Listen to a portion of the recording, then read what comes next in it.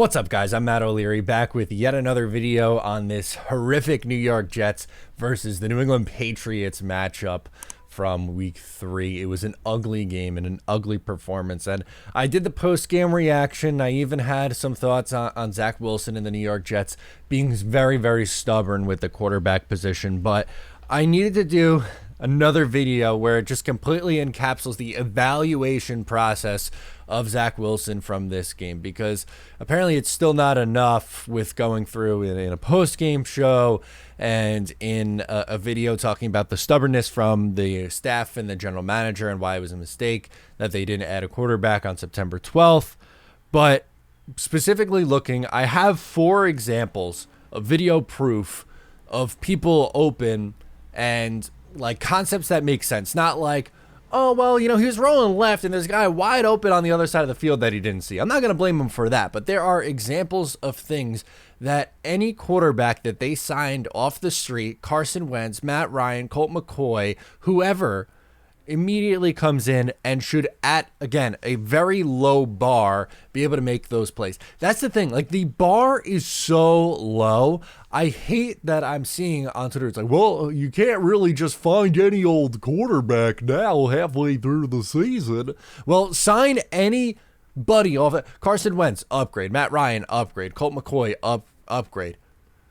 Make a trade for Jacoby Brissett, upgrade. Make a trade for Cooper Rush, who's 3rd on the depth chart, upgrade. I want to give a shout out to Michael Nania, who does a really great work on Twitter, and he had a bunch of clips from the game, and these clips are courtesy of him on his Twitter account, so make sure to follow along with Michael Nania as well. He does really good work for Jet X Factor. So the first one, 4th down, the check down to Tyler Conklin, just inexcusable. I don't know how you don't take a shot past the sticks. He had Lazard. If you look, that Lazard is open, and they just did not look that way. And instead was late to a check down, which it's bad enough that you're checking the ball down. It's worse when you're late, and it's give up football. If there was ever a shot to finally take that chance, right? I don't care about an interception at that point. Nobody cares about an interception at that point. You have to give your team a chance to extend the game, and he didn't do that. That's just really, really bad quarterback play. How about this one on 3rd and 6? Has Randall Cobb wide open over the middle of the field. Instead takes a check down short of the sticks to Garrett Wilson. Again, this is right in front of his face. It's not, again, like his body is facing one way and someone is open on the other side of the field that his back is to, and we're being critical of, oh, well, that's one where that he has to make a play on that. And it's like very evident that the read is not that way. It's right in front of his face. Cobb is wide open over the middle of the field. You hit him, he turns that into 12. It was 3rd and 6. It's probably a 12-yard gain.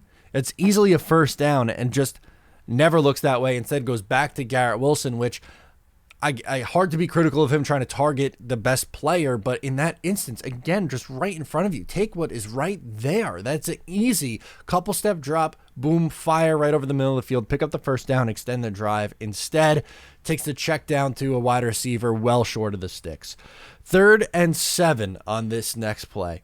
Pre-snap, he should see that Garrett Wilson is one-on-one with a corner. So that should be your first sign, right? Tony Romo said it multiple times throughout the game that about talking about Nathaniel Hackett's play calling. It wasn't good. It was not good. But there are examples of Garrett being left one-on-one with a corner, and as a quarterback, you have to recognize, hey, this is my best player. He is one-on-one. I have to at least look in that direction, and that never, ever happens. You see Garrett Wilson beats his guy. He beats him for what could be a huge gain if he throws the ball. At least throw the ball, give him a shot. Instead, takes the check down well short of the sticks. The Jets punt. But on 3rd and 7, you get one-on-one with your best player. You're not even going to consider going that way. It was just right to the check down, well short of the sticks. How about 3rd and 3? Again, another opportunity where Garrett Wilson is one-on-one with the cornerback. Never looks that way. Instead, runs around to the left. He has a clean pocket, and there's really no reason to bail on that pocket just yet. But he does, and throws the ball away. It's just like the little things with Zach Wilson right now, he cannot do right. So forgive me that I don't believe that they can't find a better option anywhere else on this, in free agency, via trade, whatever. I don't want to hear about offensive line being an issue from this game when they were fine. There were multiple examples of clean pockets with Zach Wilson not doing enough. I don't want to hear about the play caller when guys are open and the quarterback can't find them, when the defense can't be read. I don't want to hear it. I just don't. They have to bring in somebody else. You've been saying this from day one on September 12th. September 11th, 4 plays into the season, we were saying this. Like, okay, yeah, Zach Wilson has to come into this game and play, and they find a way to win. You got to get a quarterback in here so to start learning the offense where in case of emergency, you can go to them. But now is the time. Now is in case of emergency. It hasn't been an upgrade.